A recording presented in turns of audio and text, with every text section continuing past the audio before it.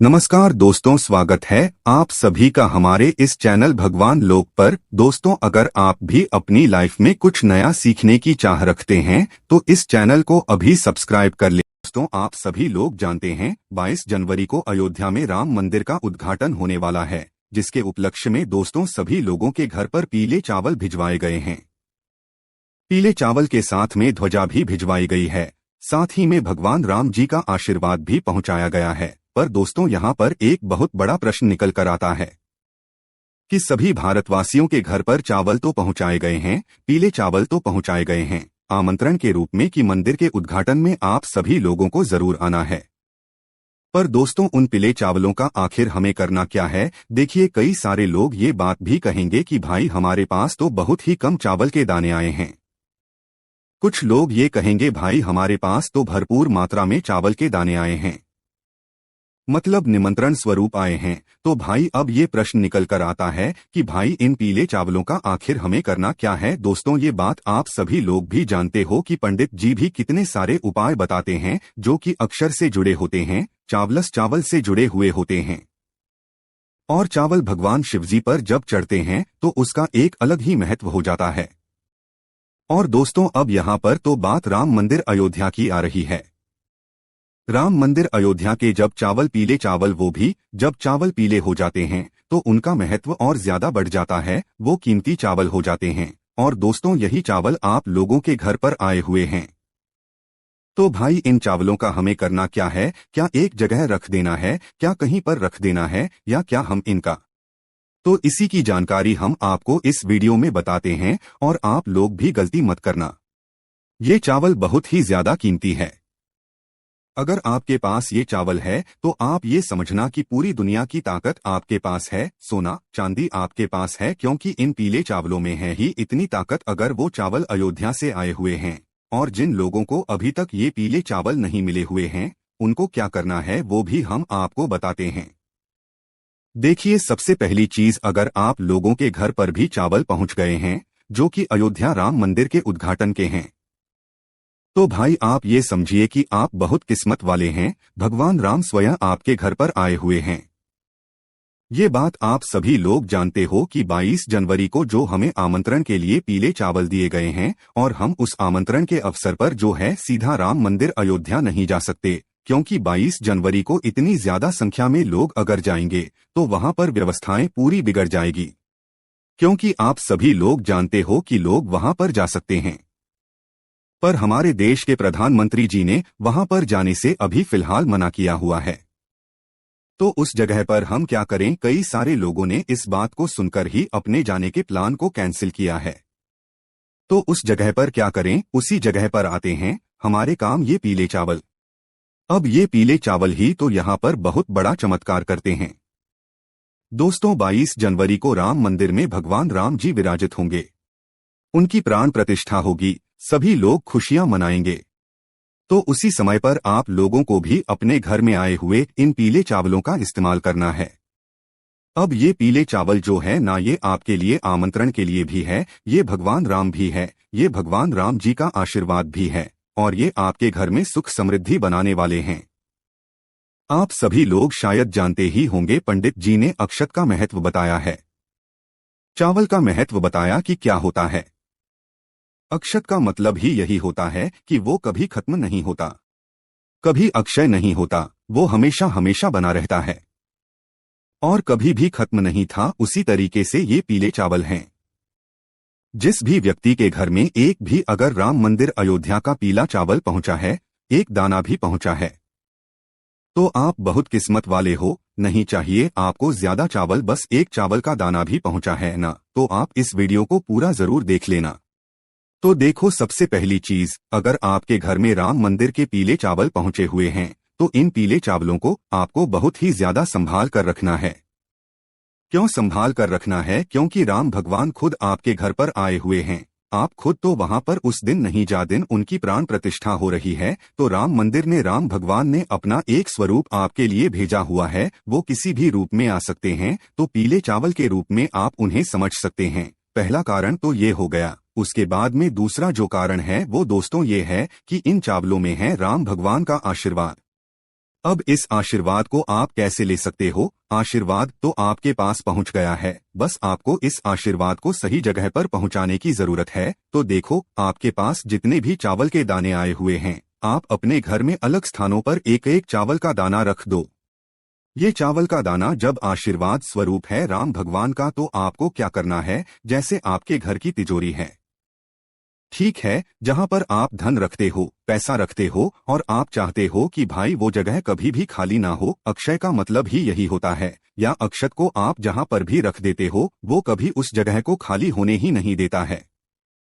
और जब राम भगवान के चावल हों, राम भगवान के आमंत्रण के चावल हों, तो फिर इससे अच्छी बात और क्या हो सकती है। तो अपना एक चावल का दाना या ज्यादा मात्रा में हो तो जितने चाहो आप उतने रख सकते हो, पर हम आपको कम से कम बता रहे हैं, क्योंकि लोगों को कम से कम दाने भी यहाँ पर मिले हुए हैं। तो एक चावल का दाना आपको लेना है और अपने घर की तिजोरी में जाकर रख देना है। ये हम अपने आप को पहला बता दिया। उसके बाद में दोस्तों, अपने घर के मंदिर में, ये तो हम आपको आखिरी में बताएंगे, क्योंकि जितने भी चावल फिर बचेंगे वो पूरे ले जाकर आप अपने घर के मंदिर में रख देना। तो पहला आपने अपने जो है यहाँ पर जो आपकी तिजोरी होती है वहां पर रख दिया। दूसरे दाने की बात करें तो दोस्तों, दूसरा दाना आप ले जाना अपने घर के रसोई घर में, जहां पर आप भोजन बनाते हो, ताकि जब भोजन बनाओ उस समय भी भगवान का आशीर्वाद आप पर बना रहे और आपका जो भोजन है वो बहुत ही स्वादिष्ट बने। तो इसलिए आप लोग क्या करना चाहिए कि दूसरा चावल का दाना अपने घर के रसोई घर में रख देना चाहिए। अब ये जो चावल के दाने हैं ना, ये सुरक्षित होने चाहिए। ऐसा ना हो कि आपने रखे और कल आपने इधर उधर कर दिया तो वही वो घूम ही गया। नहीं, चावल का दाना अगर आपने रखा है भगवान का नाम, राम जी का नाम लेकर, तो भाई उसे रखे रहने देना। वो हमेशा आपके ऊपर आशीर्वाद प्रदान करता रहेगा। भगवान राम का आशीर्वाद सदैव आपके ऊपर यहाँ पर बना रहेगा। उसके बाद में दोस्तों, अब आप लोगों को कहाँ पर रखना है, देखिए ये दो विशेष जगह महत्व थी। हमने आपको ये जगहों के बारे में बता दिया। अगर आपके घर में भंडार है जहाँ पर खाने पीने का सामान रखा जाता है, गेहूं चावल आदि रखा जाता है, वहाँ पर भी आप अपना एक चावल का दाना रख सकते हो। उसके बाद में दोस्तों, आप जितनी भी चावल के दाने आपके रखे हुए हैं वो पूरे ले जाकर आप अपने घर के मंदिर में ले जाकर रख दो। और मंदिर में ले जाकर आपको क्या करना है, बस रख देना है। ये बात हमने आपको अभी की बता दी है, पर उस दिन का क्या, जिस दिन राम आएंगे अयोध्या राम मंदिर में और उनकी प्राण प्रतिष्ठा होगी, उस दिन हमें क्या करना है, ये पीले चावल का क्या उस दिन हमें काम है? जी हाँ दोस्तों, बहुत ही ज्यादा विशेष काम है, क्योंकि मेन काम तो उसी दिन है। मेन आपको उपाय तो उसी दिन करना है। ये जो पीले चावल आप लोगों के लिए आए हुए हैं, क्योंकि आप लोग तो जा नहीं पाए हो, और मतलब नहीं जा पाओगे क्योंकि बहुत ज्यादा भीड़ होगी और कई सारे करोड़ों लोग नहीं जा पाएंगे, तो उनके लिए ही ये पीले चावल काम आएंगे।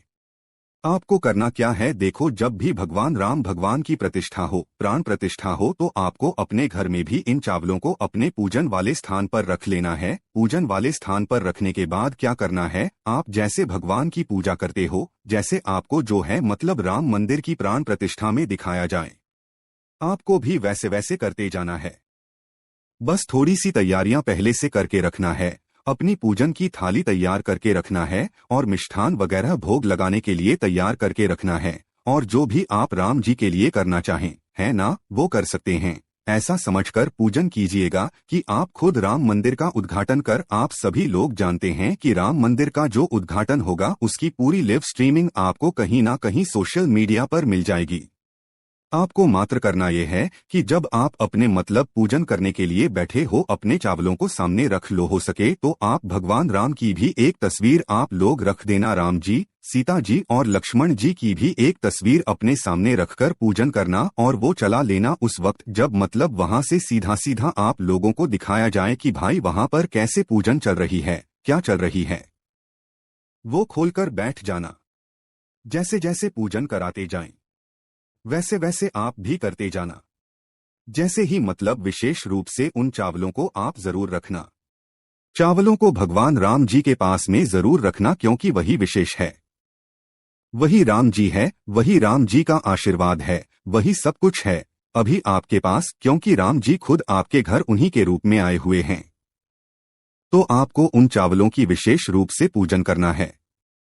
राम जी को टीका लगाना है, लक्ष्मण जी को, सीता जी को टीका लगाना है। अगर आप लोग मतलब मूर्ति वगैरह रखी हुई है, फोटो वगैरह रखी हुई है, अगर नहीं भी है तो सिर्फ चावल की आप लोग पूजन कर सकते हो, कोई दिक्कत नहीं है। तो आप अच्छे मन और भाव से पूजन करो और उनसे प्रार्थना करो। जैसे ही आपकी पूजन हो जाती है, उसके बाद में दोस्तों आप लोगों ने एक राम ज्योति का नाम भी सुना होगा। हम शुद्ध भाषा में कहते हैं कि भाई आप लोगों को इस दिन दीपक भी लगाने हैं, ठीक है, दीप दान भी करना है। किसके लिए करना है? भगवान राम के लिए करना है। आप लोग दीपावली मनाते हो ना? दीपावली के दिन आप किस तरीके से दीपक लगाते हो ना आप सभी लोग। तो वैसे ही दोस्तों इस दिन भी आप लोगों को दीपावली मनानी है, क्योंकि राम जी आए हैं, तो भाई दीपावली तो पक्का ही है। अब दीपावली हम लोग कैसे मनाएंगे? आप लोग जैसे दीपावली के दिन आप लक्ष्मी पूजन करते हो रात्रि में, वैसे ही आप लोगों को राम जी की इस दिन पूजन करनी है रात्रि में, है ना? हम आपको कुछ ज्यादा बोझ नहीं दे रहे हैं। आपके मन में जैसा हो पाया आप वैसा करना, पर मन से करना। भगवान की कृपा अयोध्या से सीधा आपके ऊपर हो जाएगी। तो आप पहले पूजन करना, पूजन के बाद अब आप जो है अपने पहले से दीपक तैयार करके रखना।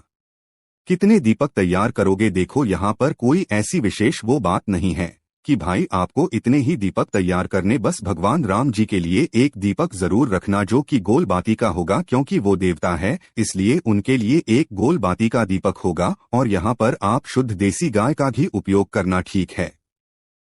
आपसे अगर हो सकता है तो आप पूजन के समय ही दीपक जला लें। एक मीडियम साइज दीपक होता है ना, और दीपक जो आपको लेना है वो मिट्टी का लेना है। यहाँ पर आटे का दीपक मत लेना।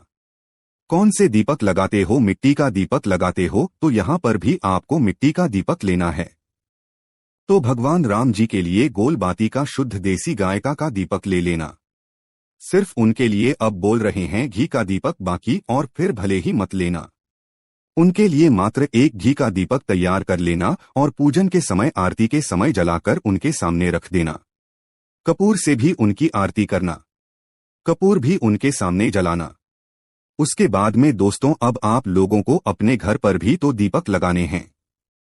मतलब भगवान के पूजन करने के बाद पूरे घर में भी दीपक लगाते हो ना। तो आप लोग क्या करो, आपकी जितनी क्षमता हो मिट्टी के दीपक लेना, मीडियम साइज के दीपक लेना। नए दीपक लेना हो सके तो, और उन दीपक लंबी बातें रखना। यहाँ पर मत रखना, लंबी बातें रखना। लंबी बातें रखकर आपके पास जो तेल हो वो उनके अंदर डाल लेना। डालने के बाद देखो, विशेष रूप से हम कुछ स्थान बता रहे हैं, बाकी आपकी जो मर्जी हो आप उस जगह पर दीपक रख सकते हो। सबसे पहला स्थान है दोस्तों, आप अपने घर के रसोई घर में जाकर पहला दीपक रख दो, क्योंकि आपके पितरों के लिए भी हो जाएगा, आपके मतलब रसोई घर के लिए भी हो जाएगा। अगर पितरों के लिए अलग से रखना चाहते हो तो दक्षिण बाती का मुख करके रखना, क्योंकि दक्षिण बाती का ही मुख करके पितरों के लिए रखा जाता। दूसरे दीपक की बात करें तो वो आप लोग अपने घर में जो तुलसी मैया होगी उनके लिए रख देना। तीसरे दीपक की बात करें तो दोस्तों ये आपको अपने घर के मुख्य द्वार पर रखना है, जो आपका मेन गेट है ना, वहां पर रखना है। और दोस्तों चौथा दीपक भी आपको अपने घर के मुख्य द्वार पर ही रखना है, मतलब कि दोनों तरफ आपके दीपक रखे होने चाहिए, एक साइड नहीं, दोनों तरफ रखे होने चाहिए। और पांचवा दीपक भी आप अपने घर में ही अच्छी सी जगह देकर रख दीजिएगा, जहां पर आपके घर में उस दिन कहीं पर भी अंधेरा नहीं होना चाहिए। इस बात का आप लोगों को ध्यान रखना है। बाकी दीपक तो आप बहुत जगहों पर लगा सकते हो, जो कि हम आपको आगे आने वाली वीडियो में बताएंगे। बस दोस्तों यहाँ पर ये आपकी पूजन विधि हो जाती है पूरी। भगवान राम जी का जो है पूरा जन्मोत्सव, मतलब एक तरीके से वो आ रहे हैं अयोध्या में, तो उनके स्वागत के लिए हम यहाँ पर पूरी तैयारी कर चुके होते हैं। इसके बाद में दोस्तों अगर आपको आतिशबाजी करनी होती है तो बिल्कुल आप कर सकते हैं, क्योंकि भगवान राम आए हैं तो भाई उनके स्वागत के लिए आप लोग जितना ज्यादा खुशी मनाओगे उनकी भी कृपा आपके ऊपर उतनी ही ज्यादा होगी। अब जो चावल आपने जिन चावलों की पूजन करी है वो चावल हमेशा आप अपने पास सुरक्षित रखना, उन्हें संभाल कर रखना। वो भगवान का आशीर्वाद आपके पास सदैव बना रहेगा उन चावलों के रूप में। बाकी दोस्तों यही जानकारी हमें आपको देनी थी। अब आपके मन में कोई भी प्रश्न है तो आप हमसे कमेंट करके पूछ लेना। कई सारे लोगों के मन में ये प्रश्न आ रहे होंगे, इसलिए हमने आपको इस वीडियो के माध्यम से सभी प्रश्नों का जवाब दे दिया है। श्री शिवाय नमस्तुभ्यम, हर हर महादेव।